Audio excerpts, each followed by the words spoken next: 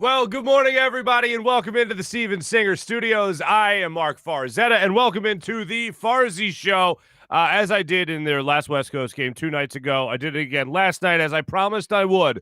I stayed up and watched the Sixers for you last night, folks, and I did that partially for a selfish reason, and also partially for just the show. You want your host to be able to watch the games, of course.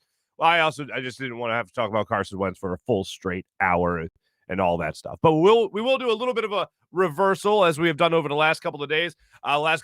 We've started out talking about the 76ers and transitioned into talking about Carson Wentz with our guest. Our guest today, my old friend Paul Hudrick. We used to work together at NBC Sports Philadelphia. Paul is now with 97.3, the Sixers insider for them, 97.3 ESPN.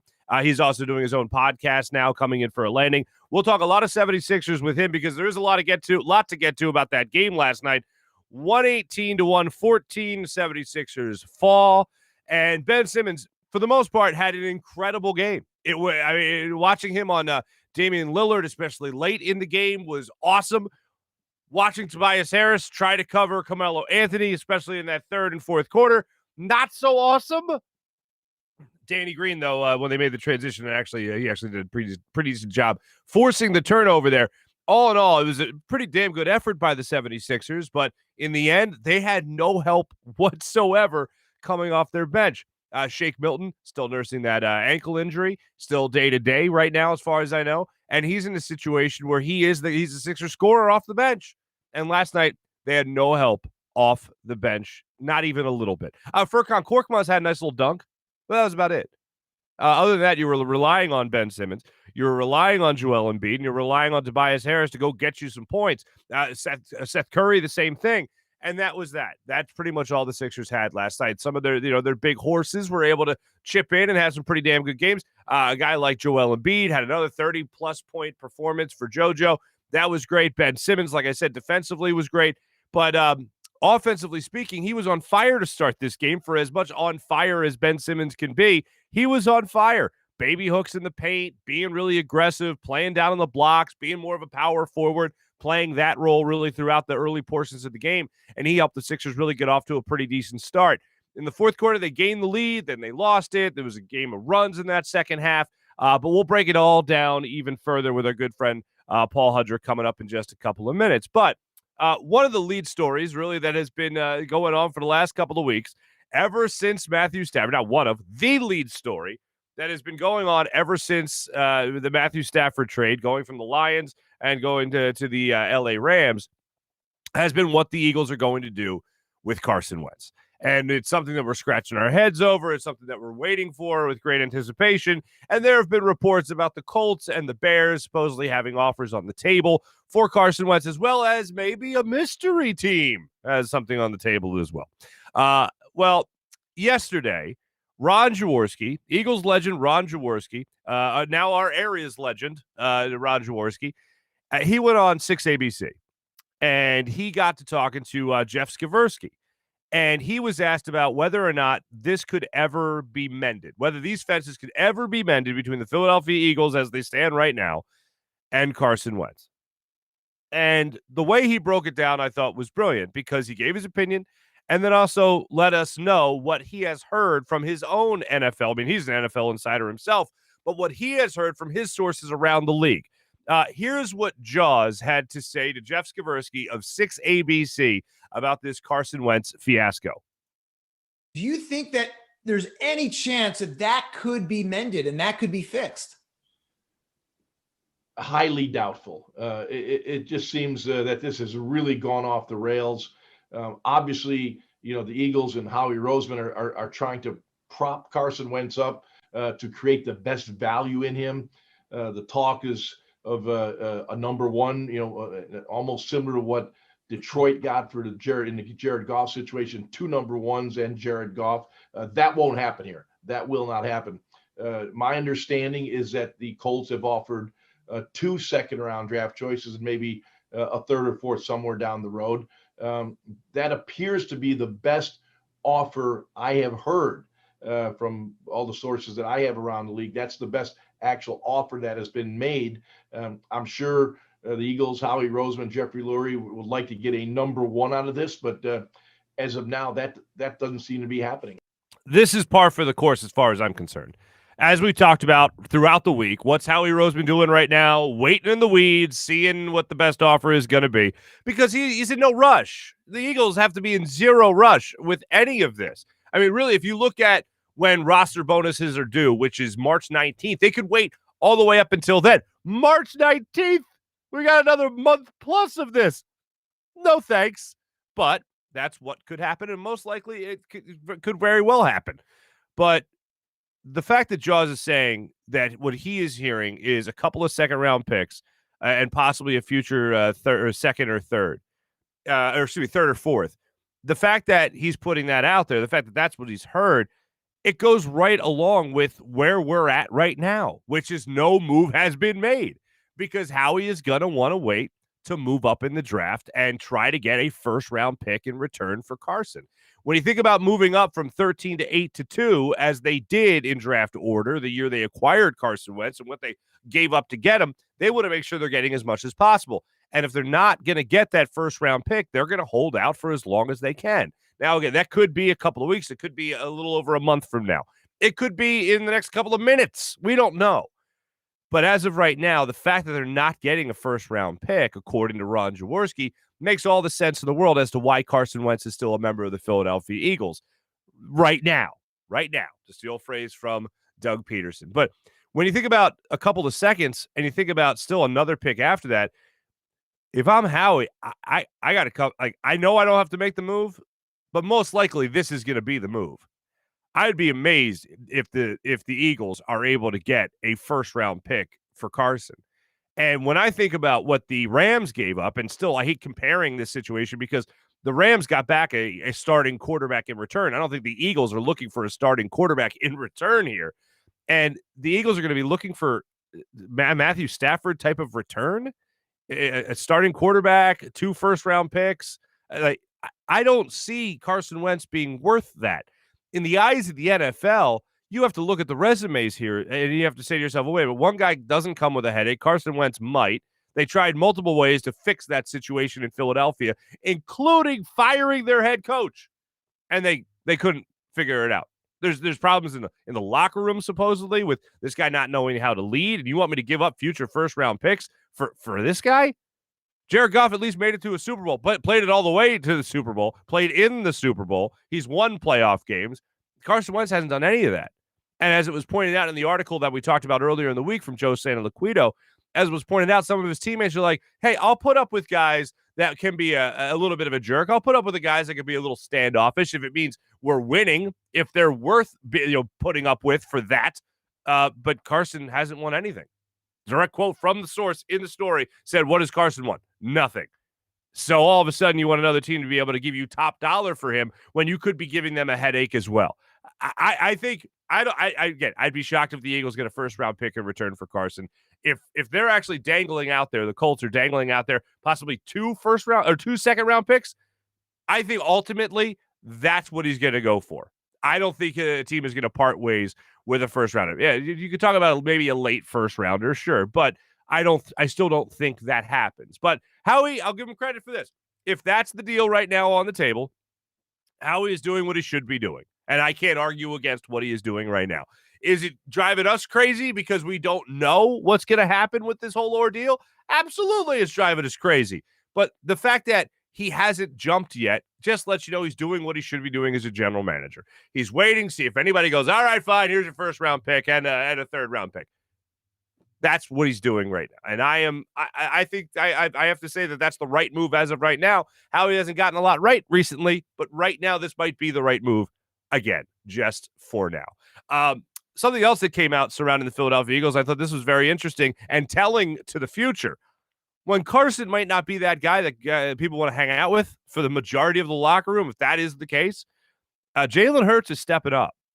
And there was a report from John Clark of NBC Sports Philadelphia saying that Jalen Hurts is going to be taking a couple of the different young receivers and going to Texas to work out.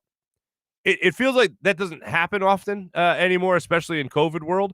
But Jalen Hurts stepping up, taking that ownership, taking that leadership role, and say, hey, guys, come down. Let's throw some patterns. Let's throw some passes. You run some patterns.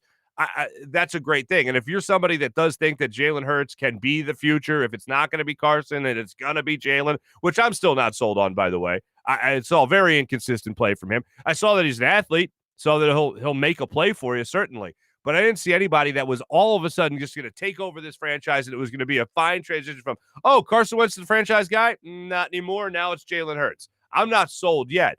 But if you're going to initiate that kind of workout, if you're going to initiate that kind of offseason idea and plan for your other teammates, it shows a lot of maturity. It shows a guy that looks like he wants to take the bull by the horns, and you have to love that. And when we've talked about that with Carson, it's actually one of the criticisms that Carson Wentz has suffered from people looking at it and saying, nah, hold on. Tom Brady's taking guys out in parking lots and throwing patterns. Where's the workout with Carson? What's happening there?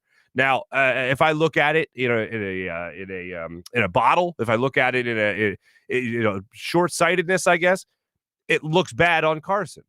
But the fact that a guy that hasn't even officially taken the starting reins yet of the football team is willing to do this, I think it's at least a great sign to give you some more insight of the character of Jalen Hurts going forward. I'll give him that at least. Something else that I wanted to get into today, we'll get into it a little bit more in the morning rush. Baseball, we got into a lot yesterday, and I was happy to talk baseball. The Phillies are going to be reporting to Clearwater, Florida, coming up next week, and I can't wait for that to happen. Bryce Harper's going to be on his way there. He released some footage of himself of what's been keeping him busy, to say the absolute least. We'll get more into that. We'll also get a little bit more into the Phillies starting rotation and what might be known as the greatest comedy show ever in the history of comedy shows is going to be coming back to Netflix. So we'll get to that in just a little bit. But before we get to Paul Hudrick, I do want to tell you, fellas, Valentine's Day is Sunday. This is Valentine's Day weekend. Hope you're prepared. Ladies, hope you're prepared as well. Don't forget your man. Head to my man, Steven Singer of Steven Singer Jewelers.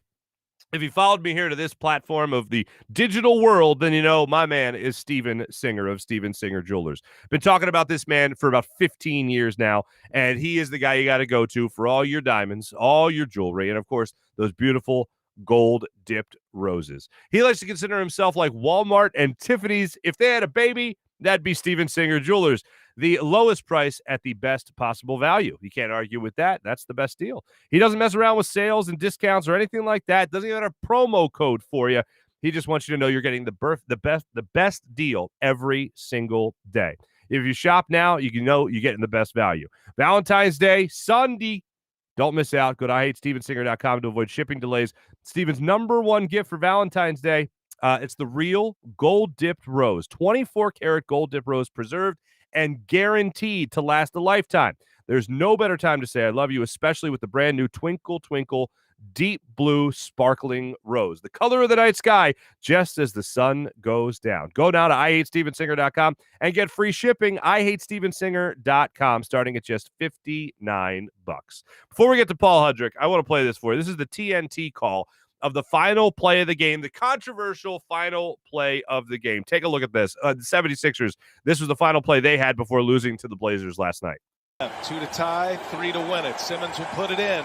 Clock ticks. Oh, and it's Covington who got his hand on it. And this is the first time on the floor in this fourth quarter for Covington. And he. Oof. Rough one. Not the best play, I think, by Simmons. You see it. I'll show it to you one more time. If you look on the right side of the screen, he has Danny Green open. Is Danny Green my go-to guy in that situation? Absolutely not. Let me make that clear. But as it plays out, Seth Curry was covered in the corner.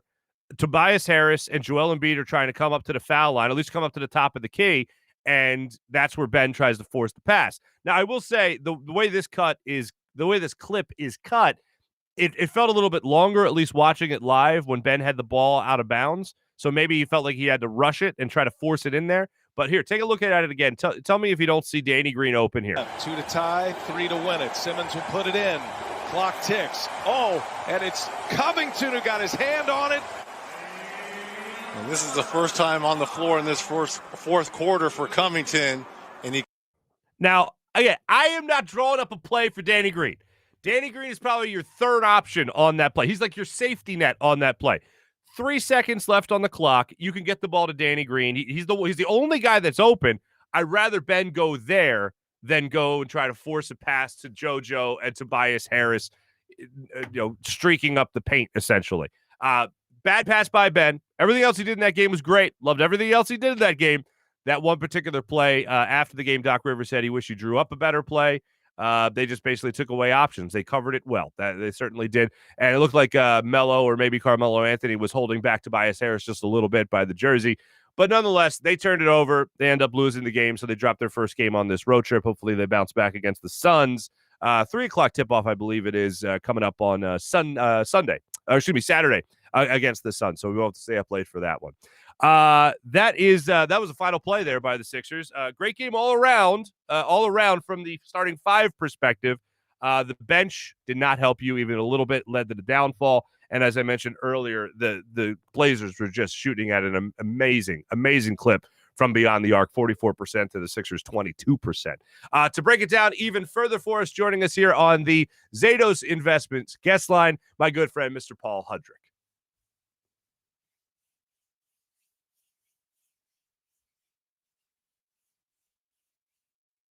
Yeoman's work. Excuse me. Paul Hudrick, 97.3 ESPN Sixers insider, as well as coming in for a landing podcast. Doing yeoman's work here, my friend. Late game, and here you are with us, my friend. I appreciate it. I'm awake. That's in and of itself is a task for me. So I'm very happy right now to be awake at 1:46 a.m. Now, I just played for my audience the play that we saw last night, the last play of the game, the inbounds play from Ben Simmons. It gets tipped by Robert Covington of all people, and that pretty much ended any dream of the Sixers winning this game against the Portland Trail Blazers. What did you see take place on that final play, that inbounds play from Ben Simmons? Well, Doc Rivers just admitted to us that he thinks he could have drawn up a better play.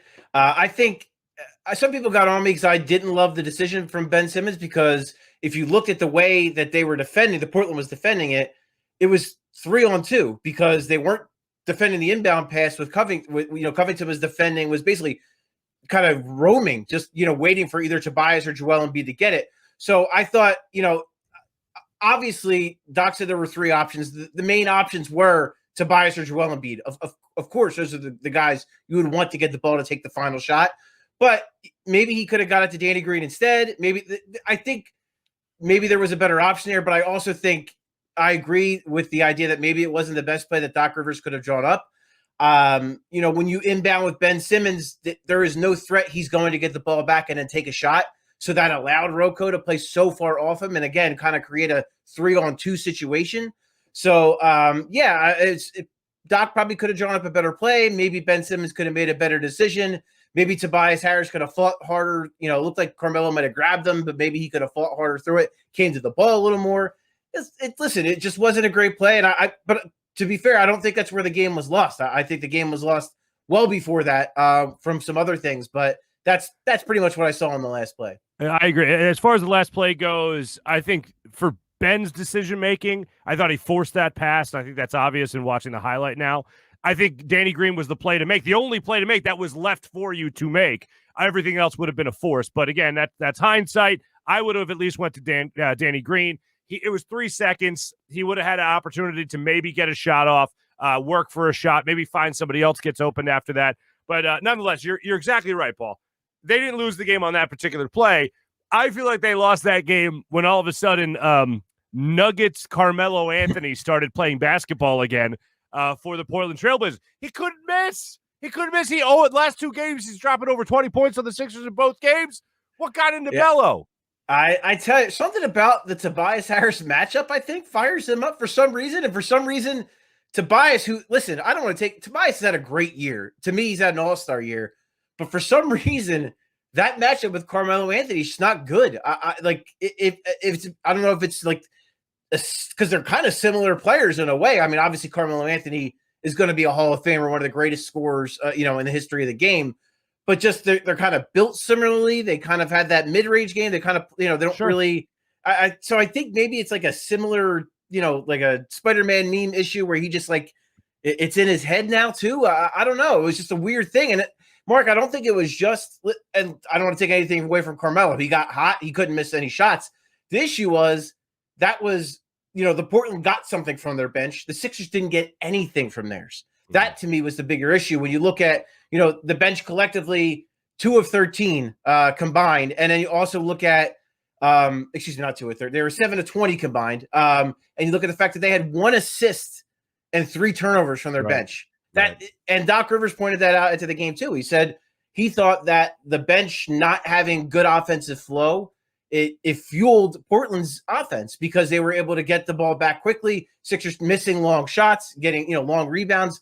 Portland getting out on the break and wreaking havoc. And I do think that's a big part of it. And to me, that's the bench is to me, if there's like an area of improvement, it's something I'm concerned about with the Sixers overall. Obviously, no Shake Milton tonight clearly had an effect, but I still think they are a bench piece or 2 away from maybe being a complete basketball team.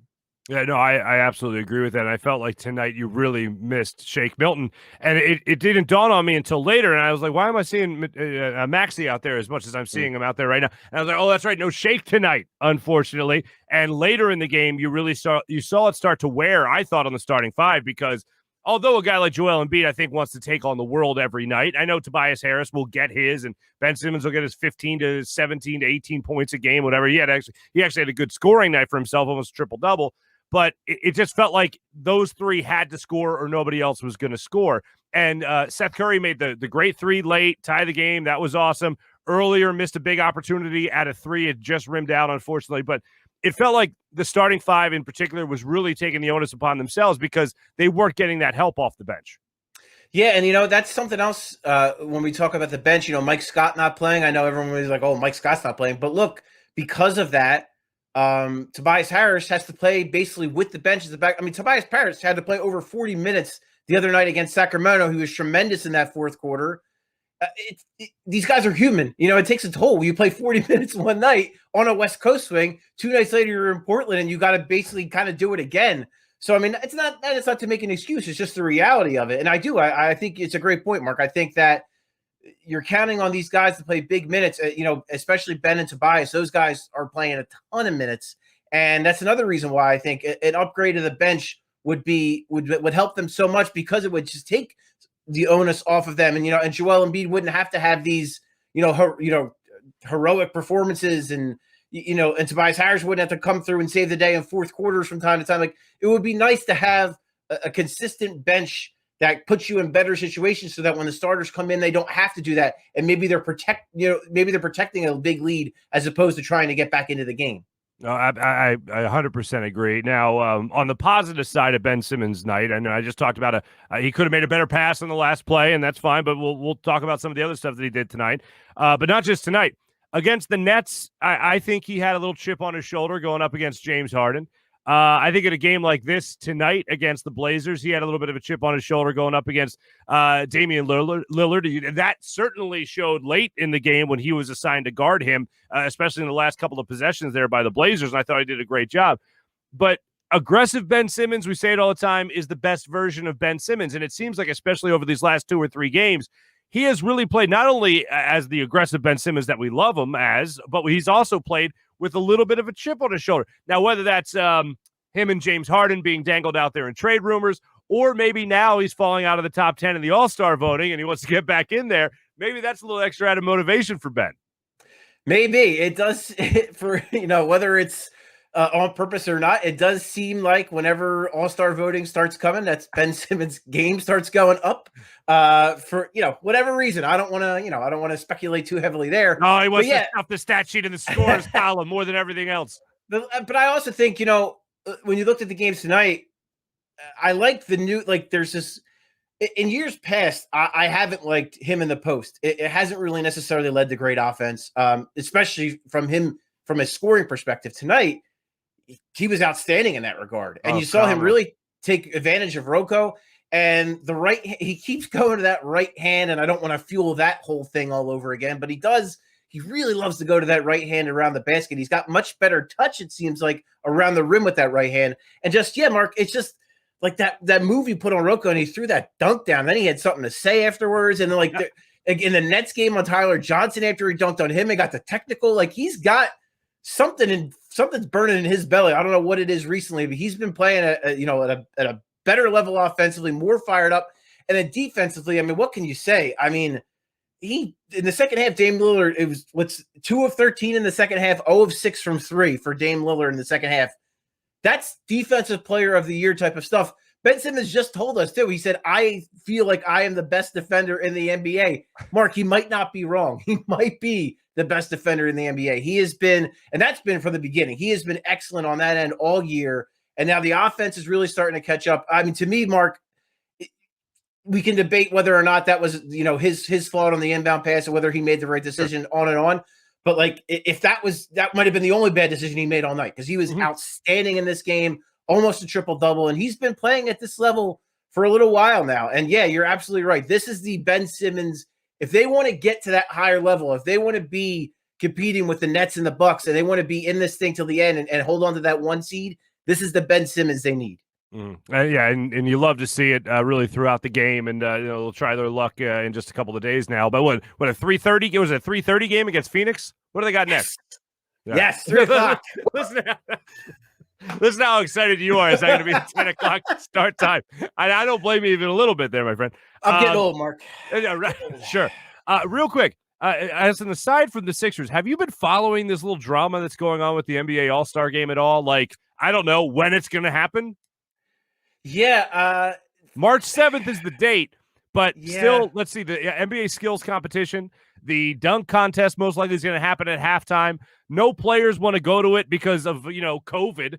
And it seems like every other sport is canceled or at least rearranged their all-star format. And it seems like it's just bad blood right now between the owners and the union. Yeah, I mean, when you have LeBron James, I mean, that's the guy, right? When he's out there saying, like, I don't think we should be doing this, that's a pretty big sign that maybe you shouldn't be and that the players really aren't on board with the whole thing. And yeah, Mark, I mean, I get it. How many games? We just saw what the Sixers went through not that long ago with Seth Curry and all the other guys in the protocols. We've seen what happened, to the Celtics when the Sixers played them, what happened to the Heat when the Sixers played them. It's not going away. All these teams are still dealing. The Philadelphia Flyers right now are dealing with their own cases. Like, so it's and now you want to, in less than a month's time, you want players from all over the country to get together in one place. You want them all to travel on a plane and then all go to one place and be together in one confined area and play a game. It just seems, to me, it seems nuts. Like, like money is the only is like really the only factor, but like, how much money are you honestly making up when there's going to be, if there is a crowd, it's going to be extremely limited crowd. Like, I just don't get it. And now they're trying, I just saw one of the latest reports is they're going to try to sneak the dunk contest in at halftime. Like, what are we doing here? Like, I just play some 2K. Just play some 2K. I saw someone just maybe a remote dunk contest. That could be fun. That could be doable. Why not do that? A remote dunk contest. We can still have fun with that. Wait, do you remember the game where they play horse? The virtual horse? I learned. I learned I had better Wi-Fi than like, who was it? Trey Young? Like, had the worst Wi-Fi of them all. It was awful. Anyway, spin it back to the Sixers here for you. The Shake Milton. Is he day to day right now? What's going on with him? Yeah, I mean, that's as far as we know, he's day to day. I mean, he was doubtful. He was doubtful coming in, and then obviously they ruled him out at the final injury report at 8:30. So I guess we're going to kind of wait and see. We don't really know if it's going to be a long term thing. I mean, it's an ankle injury. You know that those can be tough. It looked like he was in a pretty good amount of discomfort late in that game. It's a shame too, because that might have been, for me, one of the better two-way games he's ever played. I thought he was excellent defensively on Buddy Hield. He hit a huge three. He was going to close that game out. Doc clearly was going to ride him and Matisse Thybulle, right to the end of that game. And then he gets hurt, and But I think it's funny how, to me, sometimes like losses, they just they show you the value of certain guys. Like the last time they lost to Portland at home, that game showed the value of Ben Simmons because they couldn't get into the offense. They couldn't find open looks, and Portland just got a bunch of threes, and they couldn't defend anybody. Now, in this game, you saw the value of Shake Milton because the bench couldn't get into the offense. Tyrese Maxey was clearly rusty. He hadn't played in a little bit. He kind of put in a tough spot to just kind of, expected to run the show. So, they missed Shake there. They missed, they could have used, more three-pointers. I think Portland had like almost 3 times as many threes tonight. That's a huge it was differential in the game. Yeah. So, all those little things, and it's just the flat out scoring. They could have used more scoring from their bench. They could have used way more. So I think a game like this shows you how important Shake Milton is, and then also how much they probably need to add a player or maybe 2 to that bench unit to upgrade it a little bit. Last time we spoke, and I'll admit, and I think I did on the show the following day, is that we had taped an interview last week, and I'm a big fat idiot and just didn't operate my camera right. So there you go. There's my admission. But we had talked on that broadcast about the broadcast that never was broadcasted. We had talked about the fact that this Sixers team is playing like the best team in the Eastern Conference. And I know the Nets are out there. The Raptors lost to the Celtics last night. Celtics are still a good team, and the Sixers beat them without Jason Tatum and all that stuff. But how good is this Sixers team? Are they a threat, at least a threat right now, to be a top seed, top 2, top 3 seed in the Eastern Conference?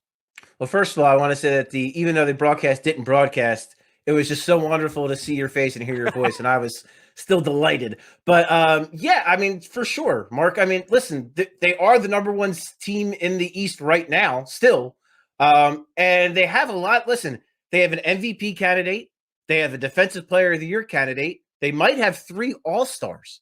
So I mean, and then you also look at their second in the NBA in defensive rating. They have, I don't know what it's going to look like after tonight, but they coming in, they had the number 1 net rating in the NBA in the 4th quarter. So they had a lot of ingredients that the upper echelon teams, the teams that are in it up until the end have. They have a really good formula. Can they keep it going throughout the season? And can Daryl Morey kind of just make those couple moves on the margin just to improve them a little bit? That's going to remain to be seen. But like I said, they have a lot of the ingredients that are there to be there at the end, to be competing for that number 1 seed, in my opinion. Yeah. Last thing for you here, Paul Hudrick. Is Doc Rivers a coward for not just putting in Furkan Korkmaz at the end of that game? Little Brett Brown special, huh? Little Portland special for the mayor of Portland himself, the salt of Portland, Furkan Korkmaz. Does that mean we need to fire Doc now? I know. I'm going to do it. I'm going to say it. Fire the man. Bring back Brett.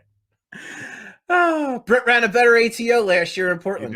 He did. He absolutely did. And that alone is basis for firing. And Al Horford set a better screen than Joel Embiid. No, that's all right. How about Al Horford dropping 24 the other night against the Lakers? It's late, Mark. We need to go to bed, bud. It's a good point, my friend. Paul Hudrick, always check him out, obviously. Sixers Insider for 97.3, as well as Coming In for a Landing podcast. When's your next podcast dropping? Hopefully this weekend. I want to do a mailbag, so if someone has some good questions, please fire away, and would love to answer those. I will hijack that mailbag. How do we mail you?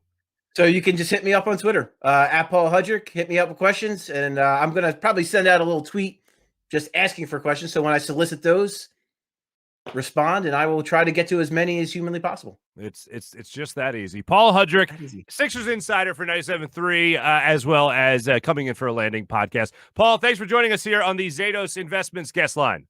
Absolutely my pleasure, Mark. We talk all the time. We talk all the time about aggressive Ben Simmons is the best version of Ben Simmons when he's attacking the rim, he's going after it, he's trying to score, he's putting in as much effort in the offensive side of things and scoring more particularly as he does when he's playing defense. But I will say over the last couple of games, and I'll go back to it, playing against James Harden, and then also playing last night where he gets to match up against a guy like Damian Lillard in the closing seconds of the game. Seeing him D up like that is a chip on your shoulder type of thing from Ben Simmons. And I love seeing that because that's when he is at his best. Any athlete that's motivated is at their best. And it just seems odd to me that we pick and choose these times to applaud Ben for great defense or being aggressive offensively. Personally, there's still a couple of situations that you see with Ben where he gets himself into trouble and forces a bad pass. I'm not talking about the final play of the game last night for the Sixers. I'm talking about when he drives the lane, has one guy in front of him, he's 3 feet from the basket, and he kicks it out. When I would much rather see him go up, draw a foul, maybe get the N1 and go to the line. And last night, he was 3 for 3 from the line. He had 23 points, season high for him, which was great to see. But watching him play with this kind of, I honestly think that Ben looks at all-star voting and gets a little pissed off if he's not included.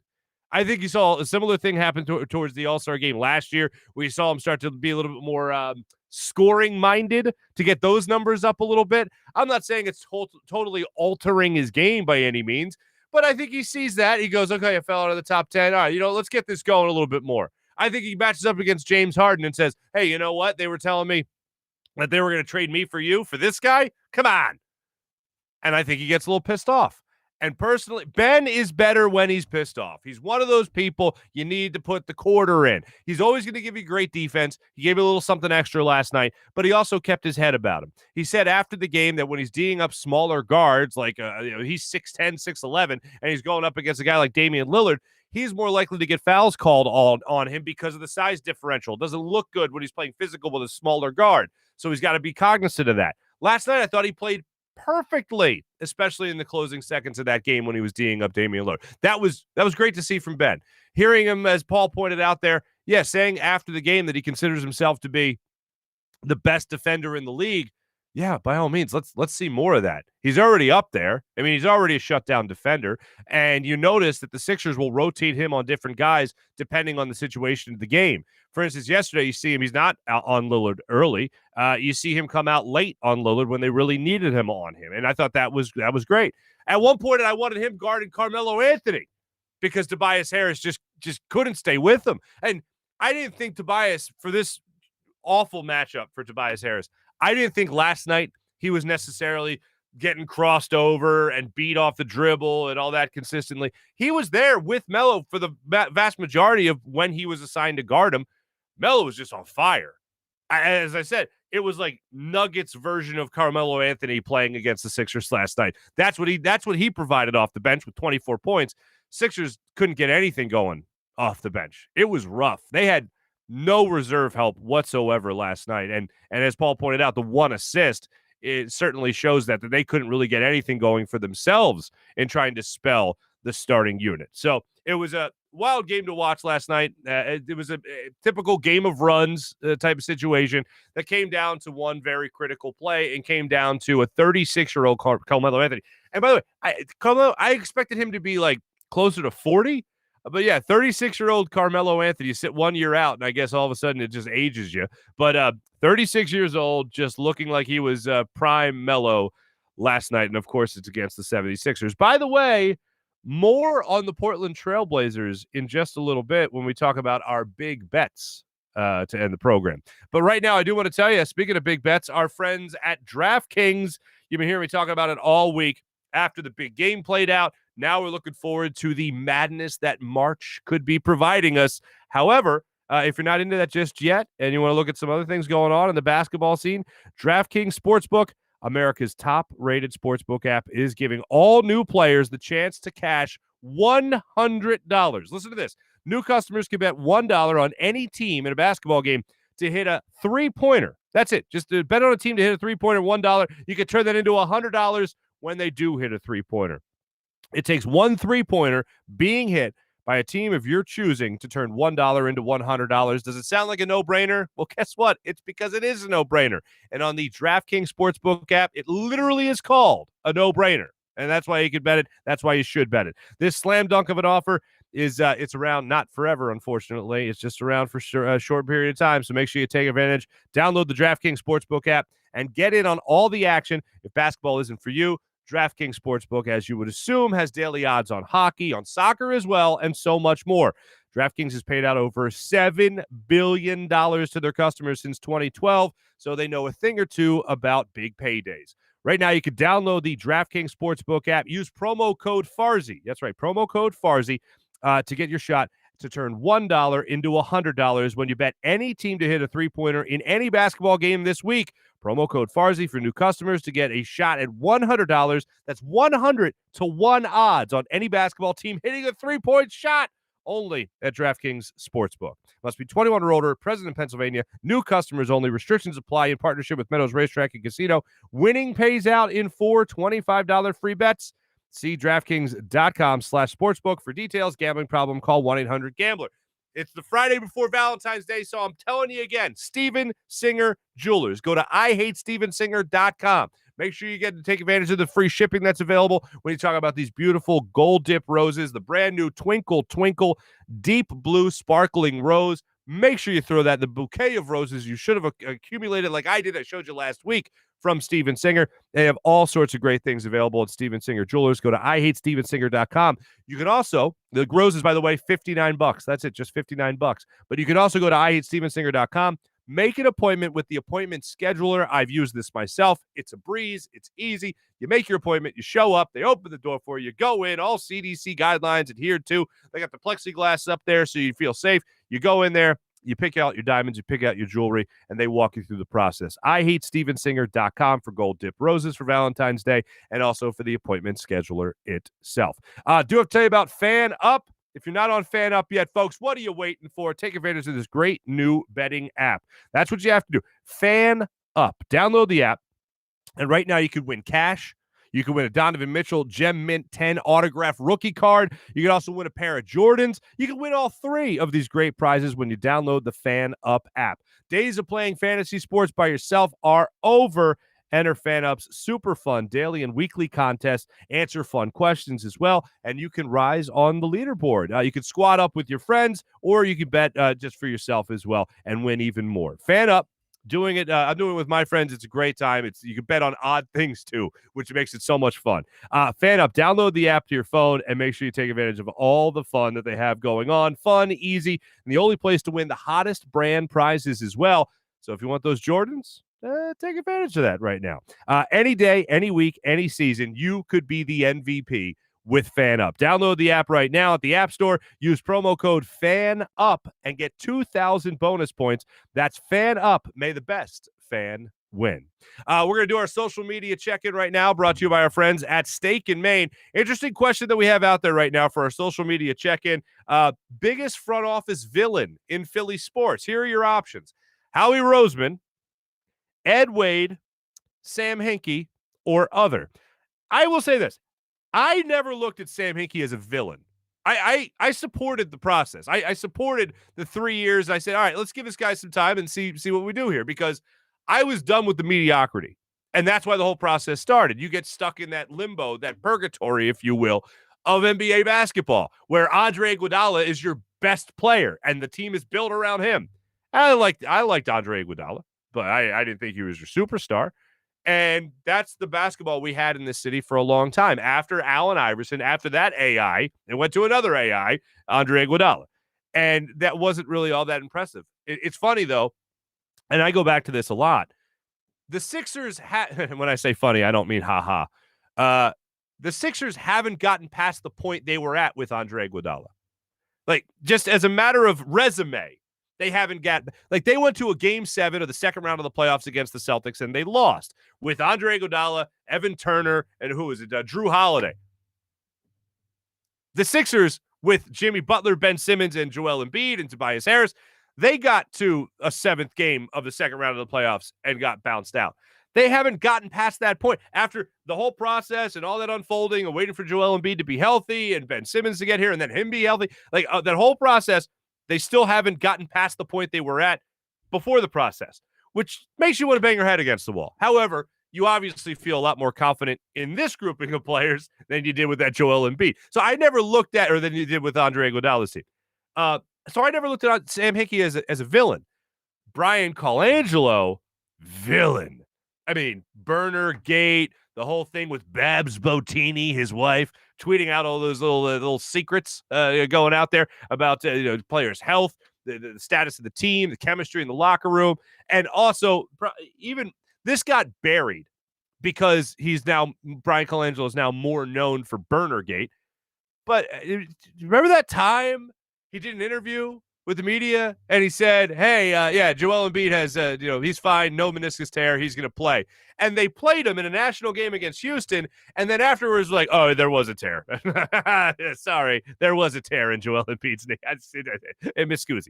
Yeah, that was frustrating. You don't say the guy's fine and then say, oh, yeah, by the way, there was a tear, but it wasn't that big, so whatever.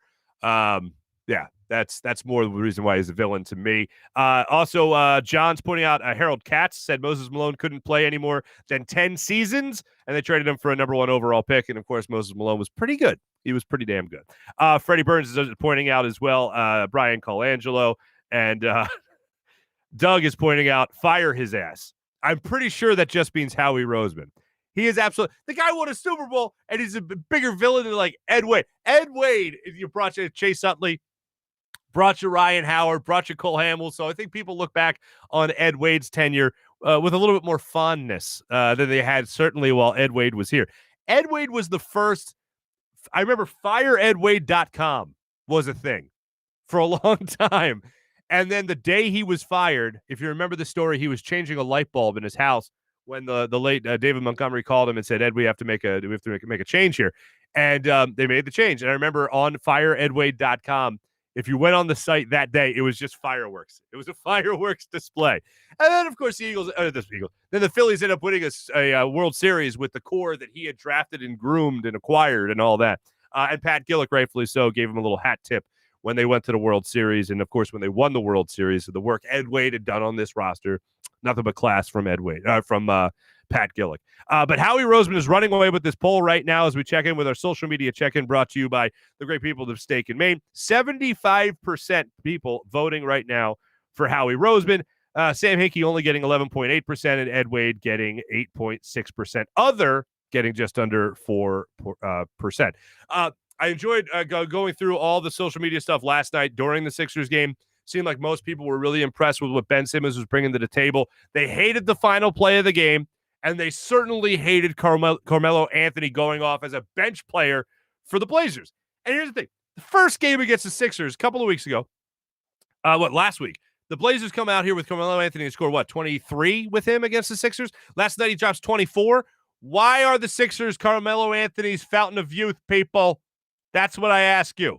Need to do something better on that. They finally made an adjustment last night, as I pointed out earlier, putting Danny Green on him late. He forced the turnover. Sixers were able to get points the other way. So it was a wild game, as I've said already on the program today. That's your social media check-in brought to you by our good friends at Steak and Maine. Now time for our morning rush brought to you by Sky Motor Cars. Sky Motor Cars bringing you your morning rush today. A lot to get to when it comes to this because a lot of variety. I teased earlier that Netflix was bringing back probably the greatest comedic show of all time.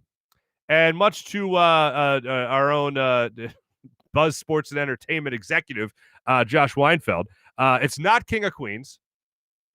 I thought King of Queens was fun. Never really got into King of Queens. No, The Chappelle Show. The Chappelle Show is coming back to Netflix, people. Apparently, Dave Chappelle talked to Comedy Central. They ironed it out, and now Dave Chappelle said, "Yeah, go ahead, Netflix. You can run it now." If you don't remember what happened, I think it was only a month, maybe, that the Chappelle Show was on Netflix again, or not again, but it went on Netflix. And Dave Chappelle basically does a lot of stuff for Netflix now. Dave Chappelle sees that his show is now on Netflix, and he was upset. He had no legal basis, as he stated himself. He had no legal basis to be angry. He had no claim to the show. He quit the show. He stopped going, as he has said. And he told Netflix, look, I want you to know that I understand I have no legal right to say this or anything, but just know that having my show on Netflix without me, with no royalties or anything like that, it hurts me. That's what he said. Now, ironically enough, he was on Netflix when he said that. He went on David Letterman's show. Now, my next guest needs no introduction, which is a great show. Highly recommend it. Went on that show on Netflix. Letterman asked him about it, and he goes, "Just know that it hurts me." That's all he said. He said, I wasn't angry. I just said my show being on there, just know that it hurts." So apparently he gets on the phone with Comedy Central. They work it out. Now the show's back on Netflix. And here's what I love about it. That show is becoming really popular, I believe, at the end of my high school run and the beginning of college. It was like the greatest show ever. Real attention getter if you watch the first episode. And then like now friends of the family that are significantly younger than me are discovering the show and tell me how great, I love this show. Then they took it off and now it's back so people can rediscover it all over again.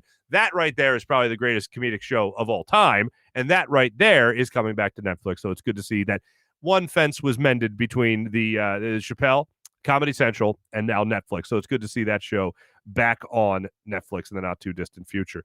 Also, for social media check-in, we have followed, and I played for you yesterday at length, a lot of the clips of Tom Brady drunk off of avocado tequila or whatever it was at the parade for the Tampa Bay Buccaneers, the boat parade. And apparently somebody has already made a drunk Tom Brady action figure. If you haven't seen it yet, give it a YouTube or give it a Google search, give it a search on social media. It's pretty damn good. It's him in that beige shirt, whatever it was he was wearing, the sunglasses, the big smile, and whatever. Somebody has already made a drunk Tom Brady action figure. It's worth it. It's worth a look. It's worth a laugh for today. And this is disappointing to me. The streaker at the Super Bowl, not cashing in. I thought he had cashed in, not cashing in. Originally, I thought it was $300,000 that he won. No, $375,000 that he supposedly was going to win, but the offshore sports book he made the bet with is not honoring the bet, saying you can't bet on yourself. I call hogwash. I call poppycock. How the hell do you not pay this man? He ran on the field in a thong. I think he's earned the $375,000. Now, I got to be honest with you. I'm fairly new to the betting scene over the last year or so, thanks to my friends at DraftKings. And is this commonplace? Let me know, people. I think the man should be paid. He ran on the field. Does it say you can't bet? I'm unaware. It seems like a pretty good idea to me. I'll take that. What was it, a $500 bail? Yeah, okay. I'll post bail for that. Yeah, no problem. I'll run on the field for a thong for $375,000. I think the bigger problem comes in where he was getting a little chesty about it beforehand and telling other people, hey, this is going to go down, and other people started betting. And from what he has told reporters, a couple of his friends that also bet on there being a streaker also won some money, and their bets are not being honored either. So apparently they're doing an investigation to see how many people this guy talked to about running on the field and trying to win money for people. So anyway, it looks like that guy not getting paid. So all of it was for nothing, but at least we got to see Gronk enjoy it. Also, I want to tell you about this. This is wild. Spring training reports. Spring training gets underway next week. Pitchers and catchers reporting. The story I had teased earlier is a story by Scott Lauber of Inquirer.com, who talks about the Phillies really looking forward to their number 3 starter in their rotation. So you got Zach Wheeler. You got Aaron Nola. Then you have Zach Wheeler. And apparently Zach Eflin is bringing a lot of hope to the table here. They love this kid. He's going to be 27 years old. They love him in the rotation. Apparently they're looking at him as being this season being the next step for Zach Eflin. So follow that story. Give that a read. Scott Lauber, Inquirer.com. It's a great piece if you're looking forward to spring training, as I am. It's an interesting thing, and they're basing this on his numbers are comparable to that of Aaron Nola and Zach Wheeler over the last year and a half. So keep your fingers crossed that the Phillies do have that starter in the rotation ready to go.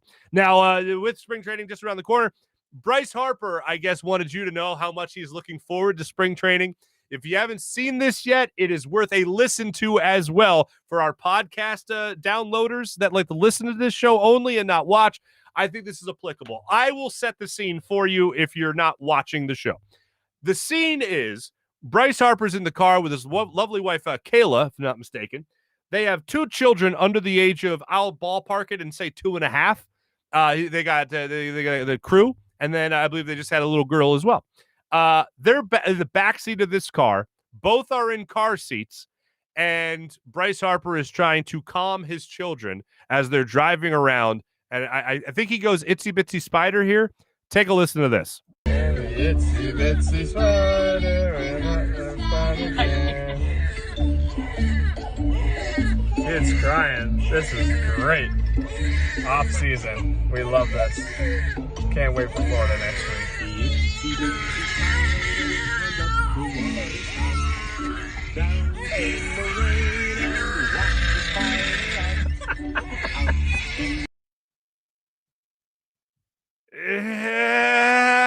Somebody's looking forward to spring training.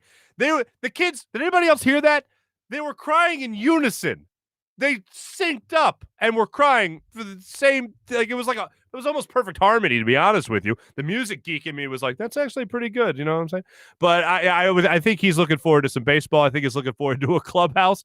I think he's looking forward to maybe some dad time off. But nonetheless, children are no greater blessing.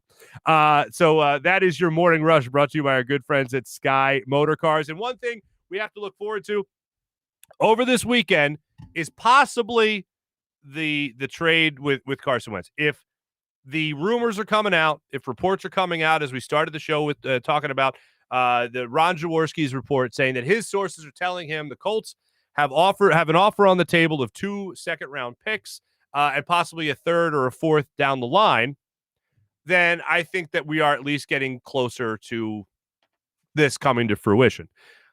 There's no guarantee, unfortunately. I would guess that we're still going to be doing this for a little bit longer because I think Howie is going to wait. And because again, there's no reason to rush this. Howie's going to wait until he can get somebody to jump at the idea of getting a first-round pick. And when he feels like that hope is gone, that's when he's going to pull the trigger on a deal. My best guess is that this is actually going to get dragged out. It's not going to be something that happens in the blink of an eye. It could very well happen if he gets that feeling early, but that would mean that he is going to give up hope when he still has maybe a month, if not more, before you're due a $10 million roster bonus to keep Carson Wentz on the team. Before that deal has to happen, which is a month, they don't have to do anything. So it seems like over the course, and who knows what could happen in the NFL. Not to root for it, but who knows? Another team could make a trade. Somebody could get hurt, and maybe that price goes up just a little bit more. If I'm Howie, this is exactly what I'm doing. I'm waiting. I'm holding out all hope to see if I can move up and get better picks than what I'm getting right now, get a better offer than what I'm getting right now. So Howie, again, is doing the right thing in all this, which is rare, as we know. But in this particular instance, he's doing the right thing. I think this ends up getting dragged out. If Ron Jaworski's saying the best offer on the table is those 2 second-round picks, Howie might be thinking, okay, if I can get 2 picks from the Colts right now in the second round, maybe then if I hold out a little bit longer, they'll say, all right, here's our first-round pick as well. And then he could cash in on that. And then he looks smart for holding out. There's no rush, not for at least 3.5, 4 weeks. There won't be a rush. So we could be talking about this and Philly spring training at the same time. So that would be good. At least what we're seeing in Philly spring training.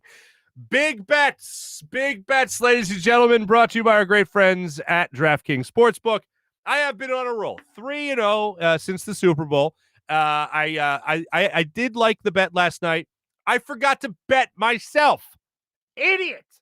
However, I did tell you that I like the Celtics getting, 3.5 going up against the Toronto Raptors last night. Celtics did win that game. They won it handily. They got the victory, so they won by more than 3.5. They won by more than 3 points. So that was a win that we got for you last night. I'm happy to say that. I was looking at a bunch of the games. None of them really jumped out to me.